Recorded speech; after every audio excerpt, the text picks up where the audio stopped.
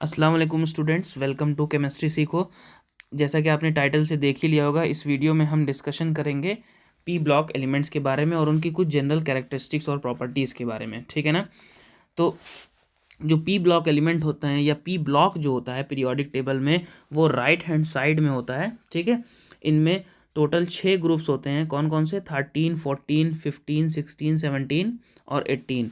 ठीक है। इनको पी ब्लॉक एलिमेंट इसलिए बोला जाता है क्योंकि इनमें जो होते हैं पी ऑर्बिटल्स फिल होते हैं जब इलेक्ट्रॉन फिल होता है इनके शेल्स में। ठीक है।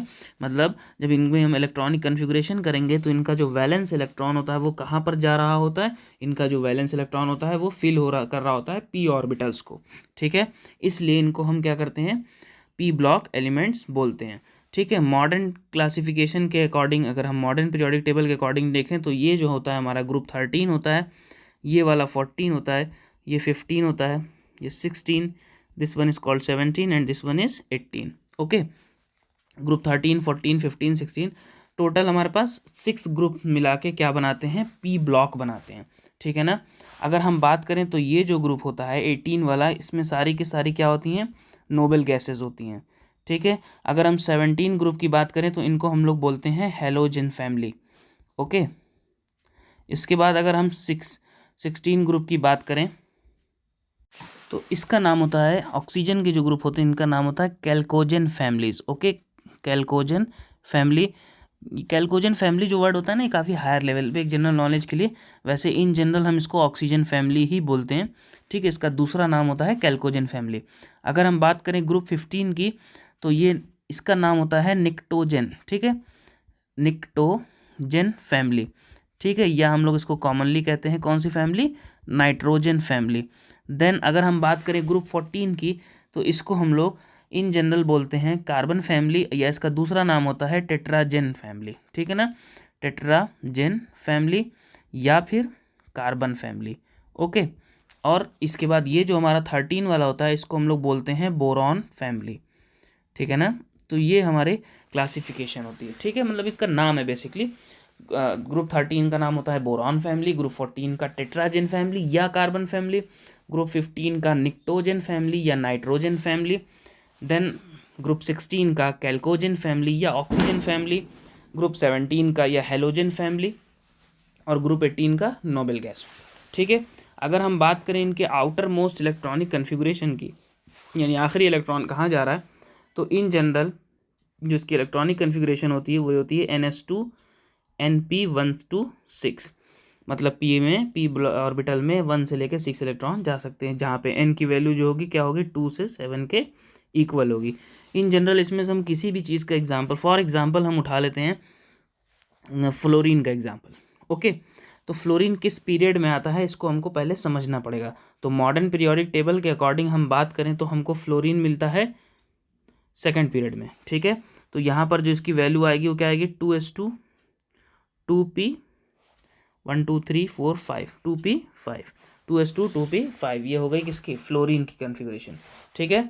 इस तरह से अगर हम किसी और की भी चाहें, जैसे ऑक्सीजन की करें, तो हमको क्या मिलेगा? 2s2 2p4। ठीक है।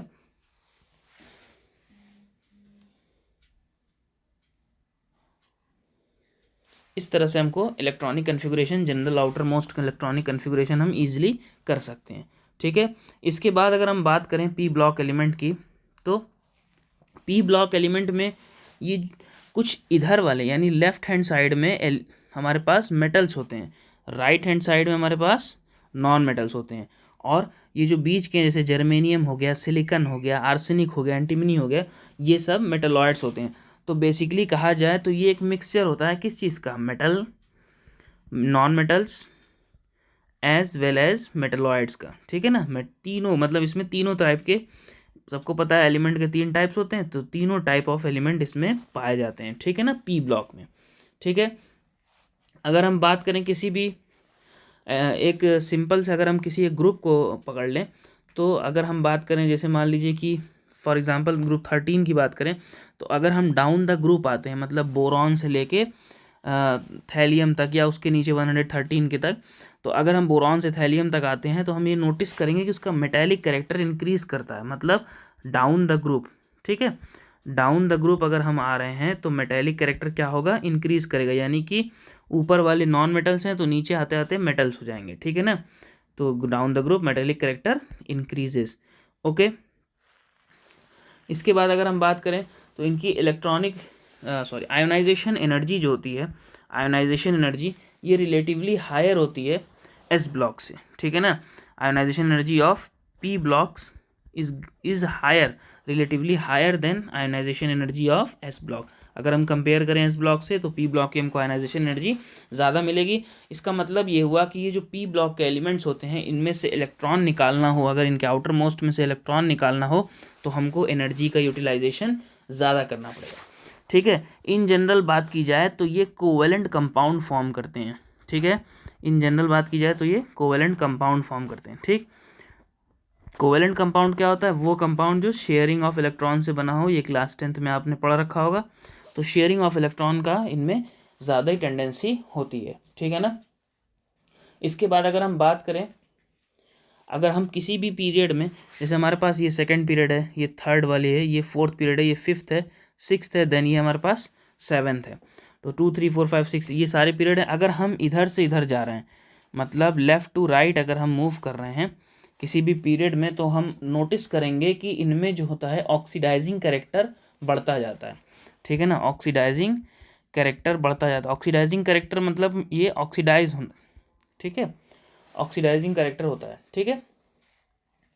और अगर हम बात करें टॉप से बॉटम, मतलब ऊपर से नीचे आएंगे, तो हमारे पास रिड्यूसिंग कैरेक्टर इंक्रीज करता जाता है, ठीक है ना। मतलब ये रिड्यूस होने की टेंडेंसी ज़्यादा रखते हैं, ठीक है। तो रिड्यूसिंग कैरेक्टर इंक्रीजेस, ऑब्वियस सी बात है, आपने भी स्टडी किया, यहाँ पे पढ़ा कि down the group metallic character बढ़ा, और हमने भी प्रीवियस पढ़ा कि प्रीवियस वीडियो में भी देखा, और ये भी हम जानते हैं पहले से कि जब मेटल होगा तो वो क्या ऐसा नेचर शो करता है, रिड्यूसिंग कैरेक्टर। तो मेटल का कैरेक्टर बढ़ रहा है तो इसका मतलब रिड्यूसिंग का कैरेक्टर भी क्या होगा, बढ़ता जाएगा, ठीक है ना। तो इसमें बहुत सारे एलिमेंट्स होते हैं। अभी देखिए यहाँ पर जो है ये नीचे के जो 7th पीरियड के जो एलिमेंट्स हैं, ठीक है, इनमें अभी बहुत सारे में अभी इनके ऊपर प्रॉपर्टीज़ की स्टडी नहीं की जाती है, नहीं की गई है, या अभी रिसर्चेज इन पर चल रही हैं। तो हम जब भी डिटेल स्टडी करते हैं तो हम यहीं तक ही करते हैं। ये जो हमने एक लाइन खींची है इसके ऊपर के एलिमेंट्स की हम स्टडी करते हैं। तो अगर इसका निमोनिक्स आपको देखना हो तो आप देख सकते हैं, जैसे हमारे पास बोरॉन, एल्युमिनियम, गैलियम, इंडियम और थैलियम है, ठीक है।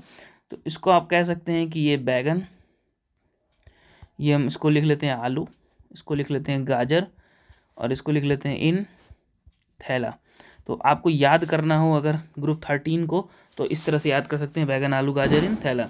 इसी तरह से हमारे पास अलग अलग ग्रुप का अलग अलग निमोनिक्स है, वो आपके ऊपर डिपेंड करता है आप उसको कैसे याद कर रहे हैं, ठीक है ना। तो ये था हमारा लेक्चर पी ब्लॉक एलिमेंट्स पे, ठीक है। So thanks for watching. अगर कोई डाउट हो, कोई क्वेश्चन हो तो कमेंट सेक्शन का यूज़ करिएगा। Thank you.